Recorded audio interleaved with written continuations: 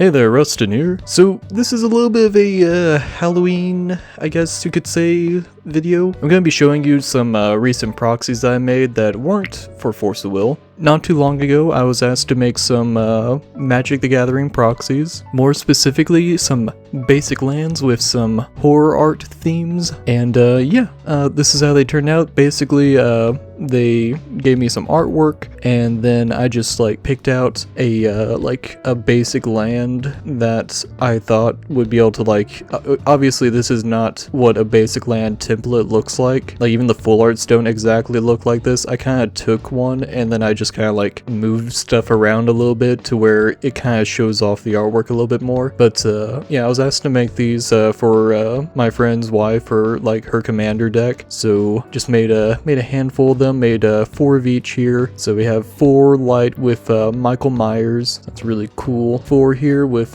Freddy Krueger. It's awesome. 4 here for Pennywise. And obviously, light, fire, water. Hellraiser got green. And then we have Jason here for swamps. So we got Michael Myers, Freddy Krueger, Pennywise, Hellraiser, I guess Cenobites if you want to be specific. And then Jason as the swamps. So that's really fitting. So why am I showing you this? The main reason I wanted to talk about these is that the proxy making process for these is a lot more difficult than the Force of Will proxies that I make, and I want to go over a few things about it. Before I do that though, I do want to say that I did make some basic stones for these, and I'm a little biased. I think these look a lot better than the basic lands, just because I don't know, I'm just biased. That's really what it comes down to. It's the exact same art. I like the symbols for Force of Will more than the Magic the Gathering ones, I guess. That might be a factor of it, but yeah. So light magic stone, fire magic stone, water magic stone, wind magic stone, and then darkness magic stone. So yeah, the proxy making process for the Magic the Gathering cards is a lot more difficult than it is for Force of Will cards. And you might be asking yourself, why is that? So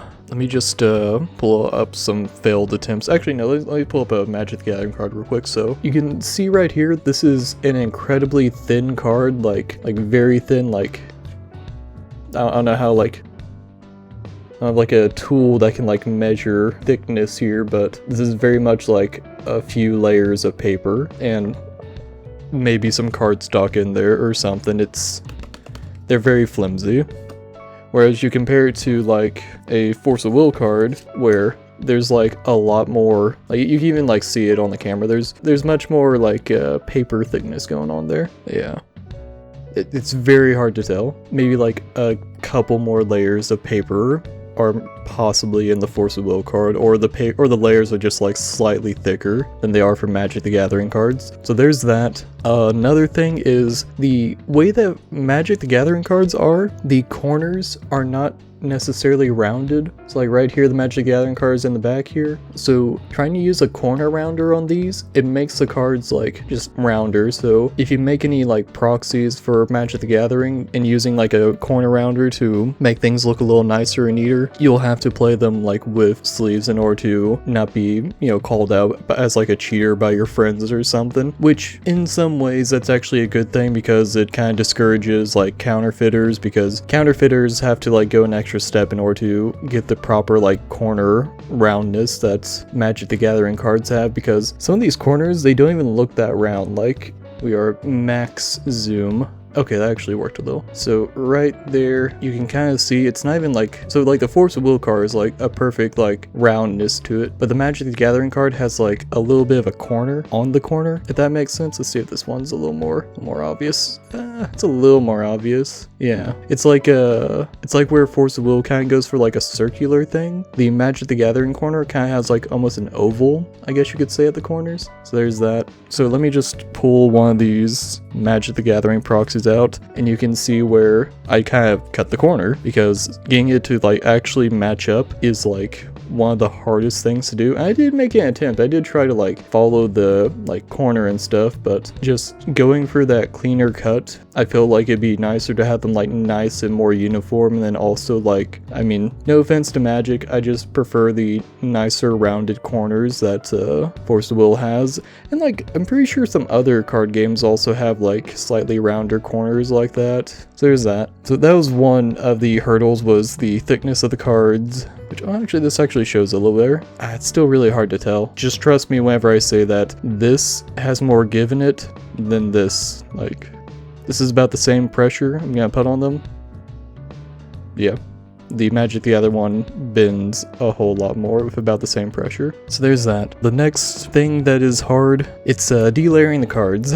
They are not easy to delayer. Delayering these cards is similar to trying to delayer MOA cards, where, and I guess you could also make a comparison to recent Force of Will cards. So like, this is a newer Force of Will token. The new set, they kind of changed the card stock, and it's a lot harder to delayer these cards. I would compare this to trying to delayer an MOA card, but this is slightly easier. It's slightly easier to get into the layers and pull them off, but you're also more likely to make a mistake if you don't have a steady enough hand and if you don't go slow enough. Whereas for Magic the Gathering, they are just like very difficult to delayer. Like, here's one that I would argue is like probably the closest I can get to a perfect delayering, and even still there's like some parts where it starts to go like a little bit into the next layer, but like for the most part I was digging in too hard, and then this one, like the top layer, it just kept crumbling. Like every time that I tried to dig my X-Acto knife into it, it just kept falling apart. Like let me grab my knife real quick. Obviously not the easiest angle to do this in, and let's actually zoom all the way in. So I'm just gonna try to get this corner area over here. First off, like trying to dig into it is like really hard because it's such a small layer. I would compare Magic the Gathering cards, at least the newer ones, to MOA as far as like the difficulty goes, as far as delayering goes. You can delayer cards like in the similar years of MOA, like, you know, Grim Cluster, Alice Cluster, you know, all that. But like for the most part, the throwaway cards you have are probably bulk MOA cards. So that's why I use for like older card proxies. To be fair, I am like very far away from the card right now. I'm using the like preview of the camera, but like this card is like just a pain in the ass to dig my blade into. So what does that mean for proxy makers for Magic the Gathering? It can be done.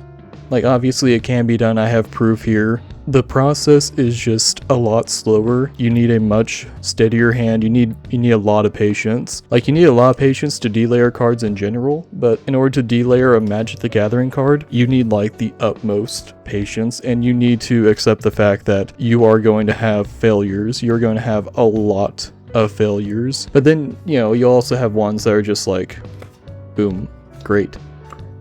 Yeah. I would also recommend that if you want your Magic the Gathering proxies to be about the same like thickness as like cards that would be going into your deck, you should definitely go the foil paper route. Trying to go for the non-foil paper, like, it's just gonna cause a lot of like thinness and like bendability in the card, and even with the foil paper, like these are still like fairly bendable. They're on par with actual Magic the Gathering cards, but there's like a noticeable difference. That being said though, like when you like sleeve them up and you're like shuffling your deck, you probably won't notice a difference. And if you double sleeve, you more than likely won't notice any difference whenever you're shuffling. But yeah, this is mostly a rant of me trying to make some custom Magic the Gathering lands, but then it was also just like, this was very much a learning experience. The patience that I need in order to make these Magic the Gathering custom lands, that like skill set that transferred over to the new card stock that Force of Will has been using, like it is doable. I do very much like miss the older card stock, but at the same time, like I can adapt to it. So if you're still struggling making proxy bases out of the new cards, don't feel too bad. It's just a different card stock. It's just gonna take some getting used to, takes patience, but yeah, just trial and error, and you'll get there.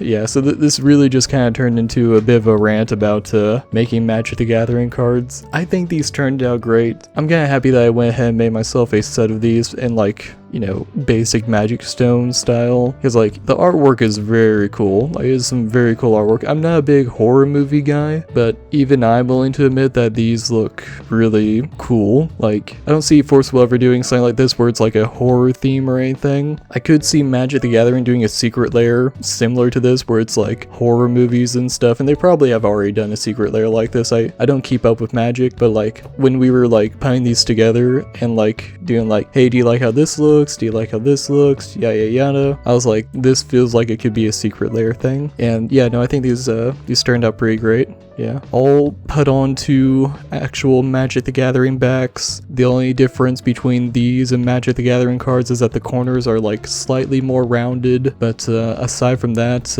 I think these turned out pretty great. Have a good night. Thanks for watching. Happy Halloween. See you in the next one.